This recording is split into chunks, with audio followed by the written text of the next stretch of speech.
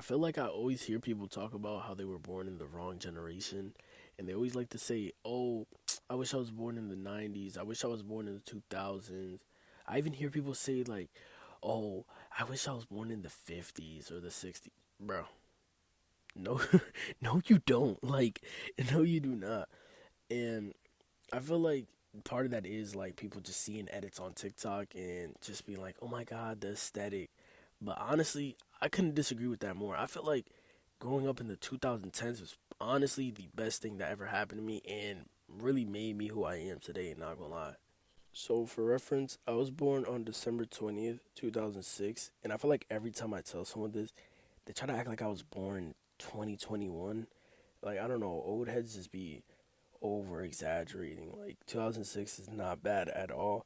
Because honestly, I caught culture mid shift, and that's what I was telling my cousins. But they told me the same thing too, and they were born 2003, 2004, and they were saying the same thing that they feel like they caught the culture mid shift. And I was saying, I think 2003 to 2006, I feel like we really got the best mixture of being offline and online with the internet. Like, we really got the best of both worlds. I don't know if it was just how I was raised, but I grew up the exact same way my cousins did, who I just told you were born in 2003 and 2004. We were outside all day. We was playing manhunt when the sun went down, when the sun wasn't down, and we were riding bikes all day, having Nerf wars, paintball wars. We had no phones in our pockets, just being kids. But we would do all that and then come inside, get something to eat. You know, I remember this vivid. Oh my goodness, I was eating mac and cheese, cosmic brownies, um, Takis, and I had like two two chocolate chip cookies. There's a picture on the internet. I think I'm trying to find it. I had the exact same meal almost, but we would do all that, grab something to eat that's like that, and then get on Black Ops 2 and take turns sharing sharing the controller. People born in the '90s try to act like being born in the mid 2000s and growing up in 2010s is just so crazy. But bro, cable was still a thing. We still had to wait for new episodes of shows we like. We were still racing home after school to watch Cartoon Network, Disney, Nickelodeon, all that. We would race home, sit down in front of the TV and eat cereal out of out of that one bowl that had the straw attached to it. Like, yeah, we had the internet. It was there, but it didn't feel like it owned everything. And I don't think the internet completely owned everything to the extent it does now until like 2015, in my opinion. That's when I think it was like a full transition. But going back to those networks, can we please start a dialogue? Because there's no way any era has as many hits as the 2010s. We had Regular Show, Adventure Time, Phineas and Ferb, Good Luck Charlie, Victorious, iCarly, Sam and Cat, Lab Rats, Kicking It, The Amazing World of Gumball, and that's just to name a few. I can really get in my bag and get some crazy shit. But the thing is, back then, those weren't just shows. They were like actually shared experiences. And that's something that we really struggle with as a society today because I remember literally everybody at school was watching the same stuff the night before. Everybody was referencing the same lines. Everybody debated which character was better. I remember I would sit at the lunch table in like second and third grade arguing with my friend who's better between Adam or Chase Davenport. Nowadays, I feel like everything is just algorithm fed and personalized. While back then, everything felt synchronized and everybody felt more close together culture wise, if that makes sense. I do think we do have some moments where, in some events where everybody kind of comes together and enjoys one thing, but that's so rare. And even if we do all come together and enjoy something, there will always be a group of people that are hating on that one thing just so they can be quirky or niche. like, like honestly, if you have to go out of your way to try to be different, and it's like, oh my god, it's so obvious when somebody's forcing it, and they're just like, oh, I just want to be niche. Like, that's like probably my least favorite TikTok buzzword. Suspicious feeling she might have other niche interests like related to it that I also have. So I was like, let me just talk. Bro, if you just keep saying niche, if you keep saying niche, I might, if I'm in that audience, I might throw my fucking chair out. Yeah, okay. What's your like favorite? Tell me. Okay, that's niche. That's really niche. Is that niche? Bro, how many times are you gonna say niche? How many times? No, if you have to like try hard to be niche, then I'm not gonna lie, I'm like 99.9999999% sure you're actually a chronically online loser. Like, and not even trolling. And like I said earlier, the internet did exist, but it didn't own everything just yet. Social media wasn't a 24/7 presence yet. Instagram wasn't about branding or having aura. Oh my god, look at his Instagram. He's so mysterious. You could tell he just gets money and he's out the way. Like, that's not how it was. Everybody was using Instagram just to post literally anything. Everybody's account was like a spam account. Except nowadays, motherfuckers, like I said, just mysterious and spectating. And they're on the spam account. They're even on the spam account, bro. On the spam. That's literally a spam. Man, spam meaning you spam post. They're being mysterious on a spam and just watching on a spam. But yeah, TikTok was still Musically, Dove Smash was still a thing, and Twitter was literally where just people were posting anything on Twitter, but I wasn't there. I got there like 2019, 2020, so I can't really speak for that. YouTube though, that was different. I'm not gonna lie. Early YouTube was actually magical. There was prank channels where, if we look back on it, yeah, bro, they weren't even doing a good job. Those were so obviously fake. There was Let's Play, Minecraft Survival World, Five Nights at Freddy's, reactions, Vine compilations, just everything you can imagine. It was like the golden age. Some notable names from this era are Dashy, Roman Atwood, Expert Thief, Jacksepticeye, Corey X Kenshin, the whole Van Oz crew, and PewDiePie. I'm not gonna lie, I never understood behind the dude. I can't lie. I remember as a kid, I would like try to force myself to like his videos, and I just couldn't do it. We were all busy watching Peak, bro. We were not watching PewDiePie. We were all watching Dashy play GTA, Super Mario Maker, all that, bro. We were not watching PewDiePie. Those are all bots. I think Vine alone deserves its own museum because the concept of Vine was actually so crazy. Like, whenever I try to explain it to somebody that wasn't there, I don't know. I feel like I'm not doing it justice because you really just had 6 seconds to make a video. And they were all like, okay, I'm not going to say all, but, you know, a good majority of them were actually funny. I was more so like on the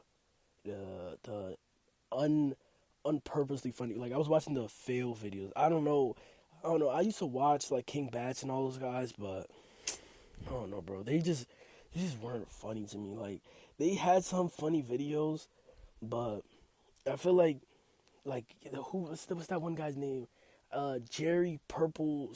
I think it's Purple Dink. I don't remember, but they was just like making like stereotypical. My cousins, they used to watch him and like laugh, but I don't know. I could like have laughed at some back in the day, but like I feel like once you go back and watch the Vines, it's kind of ruined. That's why I try not to like even I just stay away from it. I just watch, if I watch like a Vine compilation, I have like one time out of the year where I just go back and watch like Vine compilations for like a whole night. I just watch a whole Vine compilations, and I just try to avoid like the creators, because if you go watch creators' videos, like specific creator videos, it's just not funny. It's just not funny. But I'm not gonna sit here and lie. King Bats did have some funny videos. Hey, you did that robbery yet? Yeah, last night. You sold them drugs? Yeah, nigga, last Tuesday. Nigga, you framed me? All right. I felt like the hit to miss ratio when you look back on it, is kind of insane. And man, man, the holy grail, the the motherland where I spent most of my time growing up, the 2K community. 2K has honestly, like, I know, fuck my, fuck Ronald and fuck Mike Wang, but I don't think people give 2K credit for, like, and I'm not giving them credit for the people they produce. I'm talking about the community. When I talk about 2K, I'm talking about the community. I'm not talking about any of the devs. Shout out LD though. LD's a pretty cool guy, but yeah, I think Mike Wang. I don't know why Flake doesn't like Mike Wang. I think Mike Wang is actually pretty cool. It's just Ronnie, bro. Ronnie's a cornball. But let's get back on topic, bro. They produce, the 2K community has produced so many creators that it's insane. Insane. If we're being honest, the 2K community has carried the internet for the last decade. Flight has came out of the 2K community. Cash Nasty, Flight and Cash Nasty. Like, come on, bro. Soluminati, Pretty Boy Fredo, who's making a bit of a resurgence. I've been tapped into his streams. I'm not gonna lie, and I don't even like watching streams, but it's like, come on, bro. It's Fred SS8. Come on, bro. We know what we know, bro. We was there. We were there. There's Agent. Agent came out the 2K community. The grandfather of it all, bro. Chris Move. There's Chrome Point. There's Bruce. There's Aiden. Speed. Mind of Rez. Neon. My dog Kenny. Shout out the whole numbers on the board. There's Troydan. Your Rage is 2K community made. And there's definitely way more that I didn't mention. But I don't think a single game/game series has like made this much content creators. And it honestly, side rant, it sucks that 2K could not care less and keep putting out terrible games and not listening to the community. Because as toxic as the 2K community can be, when there's a good 2K out, being in the 2K community actually just feels like sunshines and rainbows. Next up, we got music, and if you think the entertainment was crazy, I think the music is just on that, like, around the same level of craziness. Music in the 2010s was on a different level. In the early 2000s, bro, Drake was on his run. Kanye was going crazy. R.I.P. Kanye, bro. Kendrick was coming up. Who else? We got J. Cole, Frank Ocean, Rihanna, and these are just like superstars. Like, these are people you could look at and be like, all right, these are superstars. And I feel like nowadays we don't really got nobody that we can look at and be like, okay, this is the biggest artist in the world right now. I think I think it low key kind of is Bad Bunny, but I'm talking about like I was gonna say Spanish speaking, English speaking, like hip hop, R&B, rap. I'm talking about those genres. There's not really nobody that stands out like, okay, this guy's like transcending like everything. I don't think there's really anybody like that. But that's just the early 2000s. The mid 2000s, like later in, bro, it was special. I ain't gonna lie, this is where I was at. I can't fake it. Every single song that was released felt like a banger in 2015, 2016, 2017, like around that era. Like this, I don't want to say SoundCloud era, but I don't know, bro. The SoundCloud era sounds corny, but like, you feel me? Uzi, Cardi, Famous Dex, Fonny, Uno, X, Ski Mask, Rich the Kid, Jay Critch. Bro, I have vivid memories in my head of me listening to Fast. I was having a drugs, I thought we cool, I give me a chat,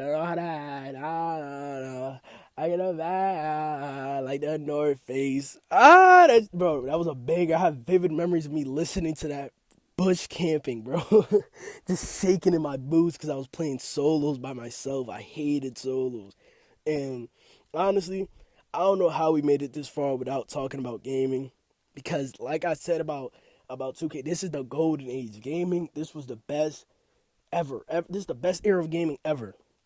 Nobody besides those who did experience it will ever understand the feeling of going from, you were Prestige in Black Ops 3, Okay, that's already a great day.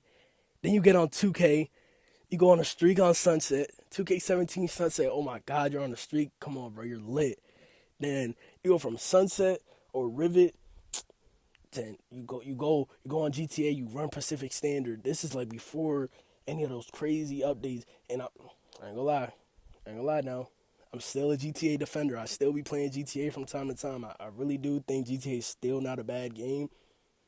But back in the day, bro, GTA was crazy, bro. Pacific Standard, full party, crazy. What?